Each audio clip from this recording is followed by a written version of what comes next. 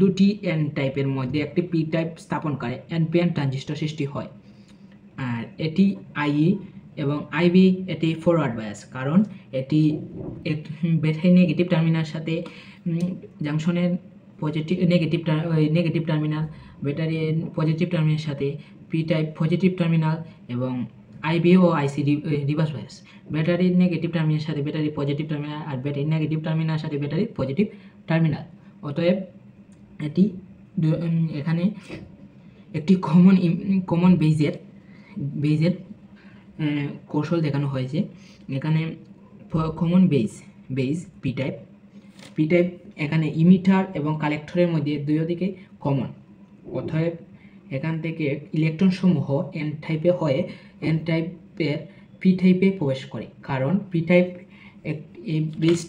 Base হালকা doping করার কারণে এটি এন টাইপ থেকে সহজেই বেজে প্রবেশ করতে পারে। আর বেজে হুলের সাথে 5% রিকম্বাইন করে কারেন্ট সৃষ্টি করে, আর বাকি 95% বেজ হালকা ও পাতলা হওয়ায় এন টাইপে মানে কালেক্টরে চলে আসে, আর বাকি 95% কারেন্ট সৃষ্টি করে এবং আইসির মধ্যে দিয়ে বের হয়ে চলে আসে। অতএব এটি এন টাইপে 100% আমরা কারেন্ট পাই, পি টাইপে আমরা পাই 5% আর আবার কালেক্টরে পাই 95%। অতএব আমরা প্রমাণ করতে পারি আই যদি 100 ধরি, 100% কারেন্ট প্রবাহিত হলে বেজে আমরা 5%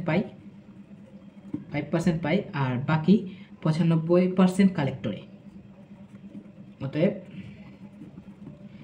আমরা 100% কারেন্ট পেয়ে থাকি।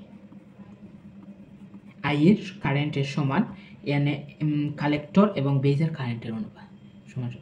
অতএব প্রমাণিত আই সমান আইবি প্লাস আইসি প্রমাণিত।